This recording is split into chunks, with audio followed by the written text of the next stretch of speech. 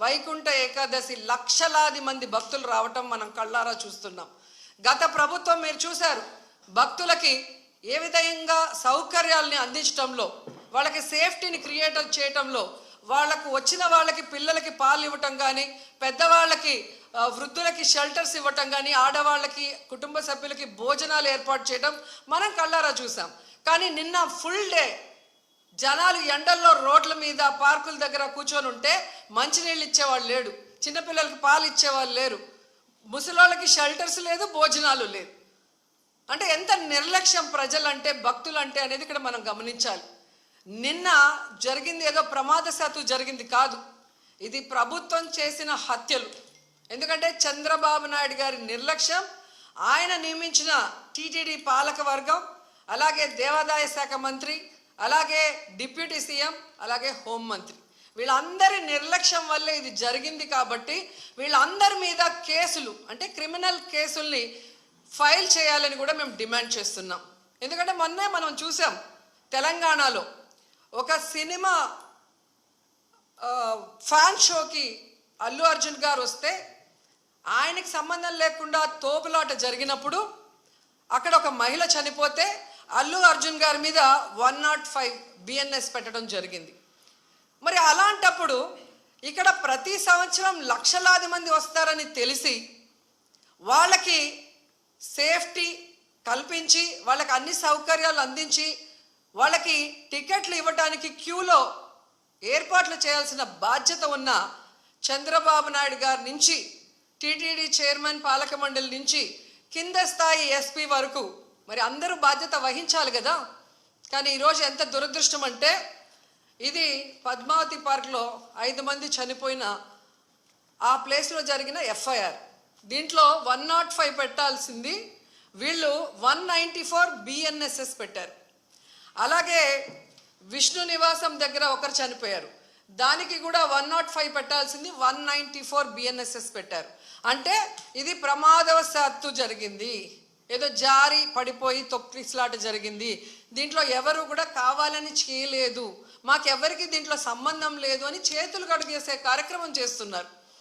ఎందుకంటే వైకుంఠ ఏకాదశి దర్శనానికి వచ్చే భక్తులకి అన్ని సదుపాయాలు కల్పించాల్సిన బాధ్యత ఈ రాష్ట్ర ప్రభుత్వానికి ఉంది. ఈ రాష్ట్ర ప్రభుత్వం ఆ జిల్లా ఎస్పీకి, అలాగే కలెక్టర్కి బాధ్యతనిస్తారు, అలాగే పాలక మండలికి బాధ్యతనిస్తారు. సో వీళ్ళందరూ కోఆర్డినేషన్ చేసుకొని చేయాల్సిన పనిని ఈరోజు వీళ్ళు నిర్లక్ష్యం చేసి 6 మంది ప్రాణాలు బలికొని 34 మంది గాయాల పాలైతే ఎవరికి సంబంధం లేదు, ప్రమాదవశాత్తు జరిగిందని 194 BNSS పెట్టడం ఎంతవరకు సమంజసం? సో ఈరోజు నేను అడుగుతున్నాను, మొన్న విజయవాడలో హైందవ శంకారావం చేశారు, హైందవుల్ని మనం కాపాడుకోవాలి. మరి ఈరోజు ఇంతమంది హైందవ భక్తులు చనిపోతూ గాయాలవుతుంటే ఎక్కడికి వెళ్ళారు ఈ పీఠాధిపతులు? ఇప్పుడు బయటికి రండి, బయటకు వచ్చి తిరుమల పవిత్రతను కాపాడండి, అక్కడ చనిపోయిన వాళ్ళ కుటుంబాలతో మాట్లాడండి, ఆ చనిపోవటానికి కారణమైన ఈ ప్రభుత్వాన్ని, పాలక మండలిని నిలదీసి వాళ్ళ మీద క్రిమినల్ కేసులు పెట్టేంత వరకు మరి ధర్నా చేయండి. ఎందుకు మాట్లాడట్లేదు? అలాగే మీరు మొన్న చూస్తే అసలు లడ్డూలో కల్తీ జరగకపోయినా వీళ్ళు చెప్పిన అబద్ధాన్ని వీళ్ళ కూటమి ప్రభుత్వంలో ఉన్న బీజేపీ మాధవీలత గారు వందే భారత్ ఎక్స్ప్రెస్లో భజన చేసుకుంటూ వచ్చి ఎన్ని రకాలుగా మాట్లాడిందో మనం చూసాం. నిజంగా మీకు దేవుడి మీద భక్తి ఉంటే, భక్తుల మీద ప్రేమ అభిమానం ఉంటే, ఈరోజు 6 మంది ఎవరి వల్ల అయితే చనిపోయారో ఈ ప్రభుత్వాన్ని నిలదీయండి. ఈ ప్రభుత్వంలో ఎవరెవరు ఈ చావుకు కారణమయ్యారో వాళ్ళందరి మీద మోడీ గారికి చెప్పి క్రిమినల్ కేసులు పట్టించండి. అంతేగాని ఈరోజు మీరు పూసుకొని మీరు చేస్తే మాత్రం అది కరెక్టు, వేరే వాళ్ళు చేస్తే తప్పు అన్నట్టుగా దొంగ మాటలు చెప్తూ ఎవరి మీద దుమ్మెత్తి పోయాలనుకుంటే ప్రజలు అన్నీ గమనిస్తున్నారు. అండ్ ఈరోజు మీరు చూస్తే మోడీ గారికి కూడా మేము విన్నవించుకుంటున్నాం, మీకు భక్తి ఎక్కువ ఉంది కాబట్టి ఈరోజు తిరుమలలో జరిగింది పూర్తిగా చంద్రబాబు నాయుడు గారి ఫెయిల్యూర్, ఆయన నియమించిన అఫీషియల్స్, పాలక మండలి ఫెయిల్యూర్. సో వీరందరి మీద విచారణ జరిపించి దీనికి ఎవరెవరి నిర్లక్ష్యం కారణమో వాళ్ళందరి మీద క్రిమినల్ కేసులు వేసి వీళ్ళందరినీ లోపల పెట్టాలి. ముందు వీళ్ళందరితో రాజీనామా చేయించాలని కూడా డిమాండ్ చేస్తున్నాం. ఇక హోంమంత్రి గారు ఉన్నారు, ఎప్పుడు ప్రెస్ మీట్ పెట్టి ఎవరి మీద దుమ్మెత్తిపోద్దామా, ఎవరిని మాట్లాడదామా అనుకుంటున్నారే తప్ప వీళ్ళు వచ్చిన తర్వాత ఈ రాష్ట్రంలో లా అండ్ ఆర్డర్ ఎలా దిగజారిపోయింది, మహిళల మీద ఎలా అఘాయిత్యాలు అవుతున్నాయి, ఏ విధంగా మనుషులు చనిపోతున్నారు తోపులాట్లో పోలీసుల నిర్లక్ష్యం వల్ల, వీళ్ళకి కంట్రోల్ లేదనేది స్పష్టంగా అర్థమవుతుంది. సో ఇలాంటి వాళ్ళని హోంమంత్రిగా పెడితే ఇంకెంతమంది ప్రాణాలు తీస్తారో ఒకసారి మీరే ఆలోచించి యాక్షన్ తీసుకుంటే మంచిదని కూడా కోరుకుంటున్నాను. అండ్ మనకొక సనాతన యోధుడు తిరుపతిలో ఆయన డిక్లేర్ చేసుకున్నాడు, నేను సనాతన యోధుణ్ణి, హిందువుల పక్కన నిలబడుతున్నా, హిందువులకు ఏదైనా జరిగితే నేను ఊరుకోను అన్నావు. అదే తిరుపతిలో ఈరోజు 6 మందిని మీ కూటమి ప్రభుత్వం చంపేసింది. దీనికి మీరు ఏం ప్రాయశ్చిత్తం చేస్తారు? చంద్రబాబు నాయుడుతో రాజీనామా చేయిస్తారా? మీరు బాధ్యత తీసుకొని రాజీనామా చేస్తారా? లేదా టీటీడీ చైర్మన్తో రాజీనామా చేయిస్తారా? హోంమంత్రితో రాజీనామా చేయిస్తారా? లేదా అందరూ కలిసి కట్టగట్టుకొని రాజీనామా చేస్తారా? మీ అందరి ఫెయిల్యూరే కదా ఇది. నిజమైన సనాతన యోధుడివైతే ఇప్పుడు రా, వచ్చి మీ ప్రభుత్వంలో ఎవరెవరి నిర్లక్ష్యం వల్ల ఇది జరిగిందో వారందరి మీద క్రిమినల్ కేసులు పెట్టించుకోండి. అంతేగాని ప్రమాదవశాత్తు జరిగిందని 194 BNSS పెట్టేసి చేతులు దులిపేసుకోవాలంటే మాత్రం వదిలే ప్రసక్తే లేదు అని కూడా ఈ సందర్భంగా తెలియజేసుకుంటున్నా. అండ్ చంద్రబాబు నాయుడు ఆయన లెగ్గు మహత్యం ఏంటో కానీ ఆయన ఎప్పుడు అధికారంలోకి వస్తే అప్పుడు ఈ రాష్ట్రంలో మనం ఎన్నో చావులు చూడాల్సి వస్తుంది. గతంలో గోదావరి పుష్కరాలు ఈయన పబ్లిసిటీ పిచ్చి వల్ల ఇలాగే గేట్లు తెరిచి జనాలు తోసుకొని ఒకరి మీద ఒకరు పడి 29 మంది చనిపోయారు. మొన్న ముఖ్యమంత్రి అయిన వెంటనే ఈయన నిర్లక్ష్యం వల్ల, ఈయన వైఫల్యం వల్ల దాదాపుగా విజయవాడ వరదల్లో 60 మందికి పైగా చనిపోయారు. మళ్ళీ ఈరోజు చిత్తూరు జిల్లా కుప్పంలో ఉండగానే 6, 7, 8 ఉండి పోలీసులందరినీ తిప్పుకొని ప్రజల్ని గాలికి వదిలేశారు. మానిటరింగ్ లేదు. ఎన్ని లక్షల మంది వస్తున్నారు, వీళ్ళకి ఏం సదుపాయాలు చేశారు, వీళ్ళకి ఎలా టోకన్స్ ఇస్తున్నారు, ఎక్కడ క్యూ లైన్స్ ఇచ్చారు అనేది ముఖ్యమంత్రి పట్టించుకోడు, చైర్మన్ పట్టించుకోడు, ఎస్పీ, కలెక్టరు, అలాగే ఎండోమెంట్ మినిస్టర్ ఎవరు పట్టించుకోరు. బాగా జరిగితే ఏమో మా గొప్పతనం 30 years ఇండస్ట్రీ, 40 years ఇండస్ట్రీ అని గొప్పలు చెప్పుకుంటారు. లేదు అంటే గత ప్రభుత్వ వైఫల్యం లేదా అఫీషియల్స్ వైఫల్యం అని ఎప్పుడు ఎవరో ఒకరి మీద దుమ్మెత్తి తప్పించుకోవాలన్న ప్రయత్నం చేస్తున్నారు. ఇది సీరియస్గా తీసుకోవాల్సిన ఇష్యూ. ఈ చంద్రబాబు నాయుడు గారి వైఫల్యం వల్ల, అసమర్థ వల్లే ఈరోజు ఇంతమంది చనిపోయారు. ఆయన నియమించిన వాళ్ళు ఎవరైతే ఉన్నారో వాళ్ళందరి నిర్లక్ష్యం వల్ల జరిగింది. సో వెంటనే ఈ ఎఫ్ఐఆర్లు మార్చి తప్పు చేసిన వాళ్ళ మీద క్రిమినల్ కేసులు పెట్టాలి. లేకపోతే మేమైతే వైఎస్ఆర్సీపీ తరఫున భక్తులకి అండగా ఉండి ఆ చనిపోయిన కుటుంబాల తరఫున పోరాటం చేస్తాం. వాళ్ళకి కూడా ఎక్స్గ్రేషియా ఒక్కొక్కరికి మరి డబ్బులు 1 కోటి నుంచి 2 కోట్ల దాకా ఇవ్వాల్సిన అవసరం ఉంది. ఎందుకంటే మీ వల్లే వాళ్ళు చనిపోయారు, వాళ్ళ నిర్లక్ష్యం వల్ల కాదు. అలాగే గాయాలైన వాళ్ళకి 25 లక్షల రూపాయలు కూడా ఇవ్వాలని డిమాండ్ చేస్తూ, నిజంగా తిరుపతి అమ్మాయిగా నాకు నిజంగా చాలా బాధేస్తుంది. ఎందుకంటే నాకు తెలిసి ఇంతవరకు తిరుమల చరిత్రలో ఇలా వైకుంఠ ఏకాదశి కోసం దర్శనానికి వచ్చిన వాళ్ళు చనిపోయిన దాఖలాలే లేదు.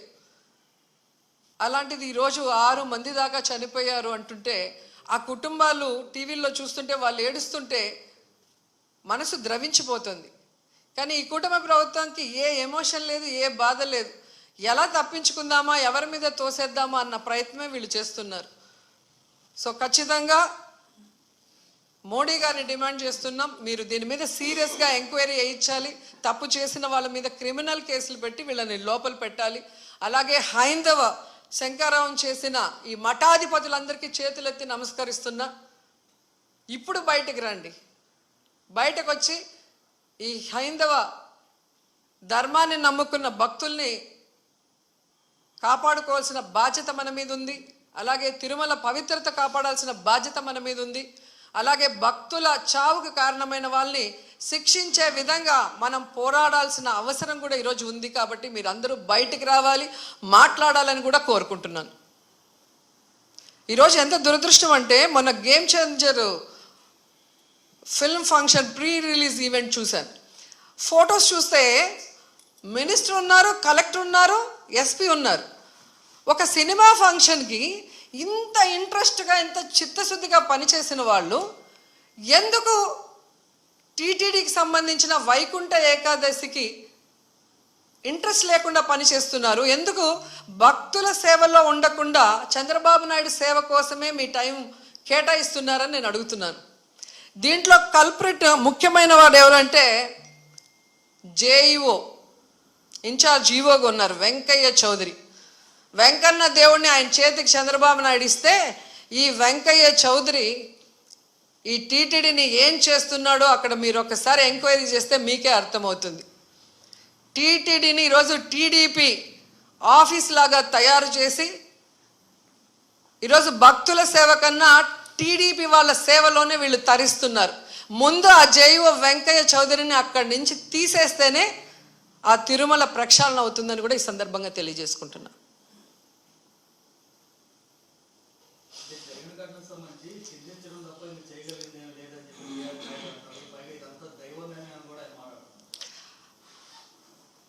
దేవుడి మీద భక్తి లేని వాడికి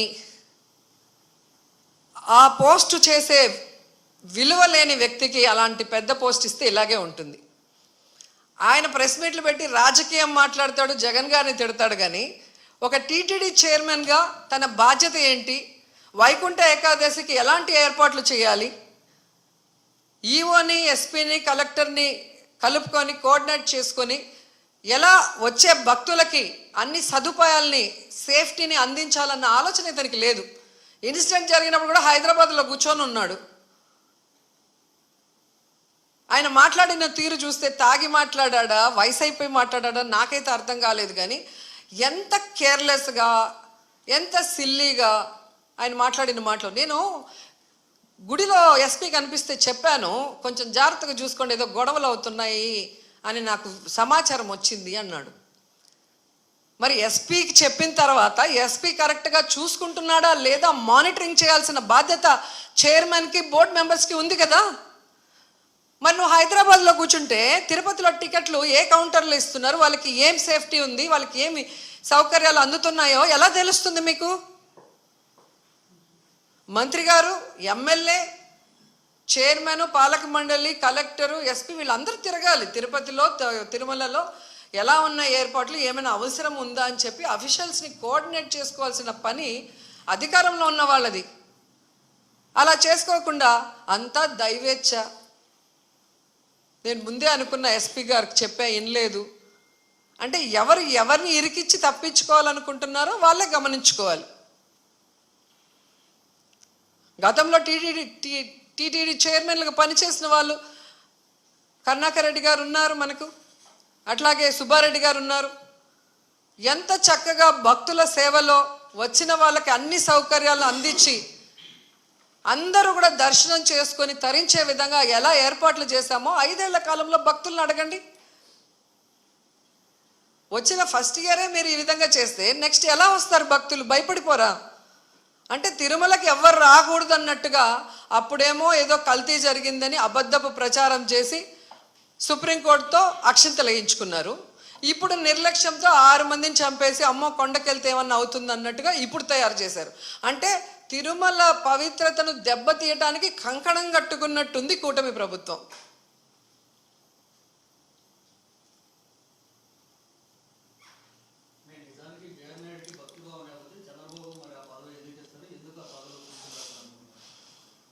అది చంద్రబాబు నాయుడు గారు చెప్పాల్సిన విషయం. ఎందుకంటే సొంత జిల్లాలో ఇంత పెద్ద ఇష్యూ జరిగింది.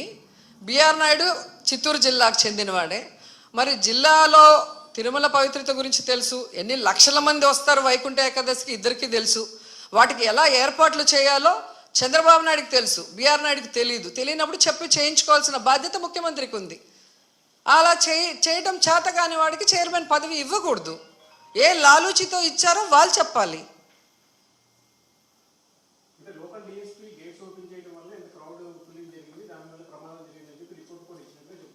ఎవరిచ్చారు రిపోర్టు? ఏ ఆఫీసర్ ఇచ్చాడు చెప్పండి. మరి డిఎస్పీ ఎవరిని అడిగి తీశాడు? ఆయన ఓన్గా ఆయన తీయడు కదా. మరి ఎవరు ఆయనకి ఇన్ఫర్మేషన్ ఇచ్చాడు తిమ్మని చెప్పి? అది కనుక్కోవాలి కదా ఎవడో ఒకడి మీద. ఇప్పుడు చంద్రబాబు నాయుడు అఫీషియల్స్ అంటాడు, అఫీషియల్స్ ఏమో డిఎస్పీని, అంటే ఎవరిని బలి చేద్దామా అన్నారు. కానీ కానిస్టేబుల్ మీద ఇలా డిఎస్పీతో ఆగినారు. వినేదానికి కూడా నమ్మకంగా ఉండాలి కదా. ఒక అబద్ధం చెప్పినా మీకు బిఆర్ నాయుడు నేను ఎస్పీకి చెప్పాను, నాకు గొడవలు అవుతాయని ఇన్ఫర్మేషన్ ఉంది, జాగ్రత్తగా చూసుకోండి అని నేను చెప్పాను అని ఆయన చెప్తున్నాడు. మరి అది ఎక్కడ ఎవరి ఫెయిల్యూరు? ఎస్పీ ఫెయిల్యూరే కదా. మరి ఎస్పీ మీద ఇవ్వకుండా డిఎస్పీ మీద ఎందుకు ఇచ్చారు? అంటే అబద్ధాలు ఎవరికి నచ్చినట్టు వాళ్ళు ప్రెస్ వాళ్ళు రాగానే తెలియక చెప్పేశారు, దాంట్లో వాళ్ళే ఇరుక్కుపోతున్నారు. ఇది ఎవ్రీ ఇయర్ జరిగేదే కదండి.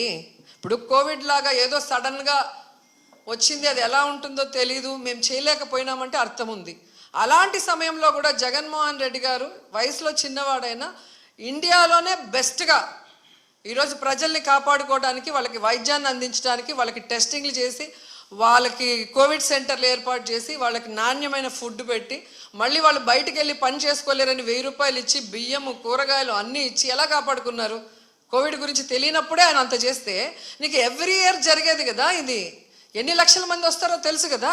తెలిసినప్పుడు ఏర్పాట్లు చేసుకోవాల్సిన బాధ్యత మీకుంది, దానికి మాట్లాడుకోవాల్సిన బాధ్యత మీకుంది. అవన్నీ వదిలేసి ఎవడో ఒకటి మీద వేస్తే ఒకడికి సంబంధించింది కాదు కదా, ఇది లక్షలాది మంది భక్తులకు సంబంధించింది.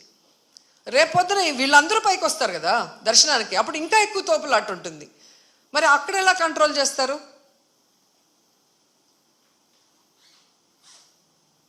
సో ఇది ఎవడో ఒకరిని బలిపశు చేయాలనేసి టీవీల్లో వార్తలు ఇస్తూ ఎఫ్ఐఆర్లో మాత్రం ప్రమాదవశాత్తు జరిగిందని రాయటం. మీరు ఆలోచించండి, ఇది తప్పించుకోవడానికి చేస్తున్న కార్యక్రమం.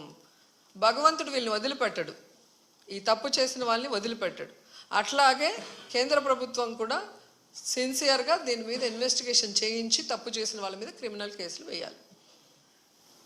అది మా డిమాండ్. అలాగే చనిపోయిన వాళ్ళకి, క్షతగాత్రులైన వాళ్ళకి ఎక్స్గ్రేషియా ఇవ్వాల్సిన బాధ్యత ప్రభుత్వానికి ఉంది. అది ఇమీడియట్గా చేయాలి. చేస్తారు, ఇవ్వరు. గతంలో చేసినవి కూడా ఇంతవరకు అందలేదు. వాళ్ళంతా సీరియస్ ఇష్యూ అయినప్పుడు ఊరికే అట్లా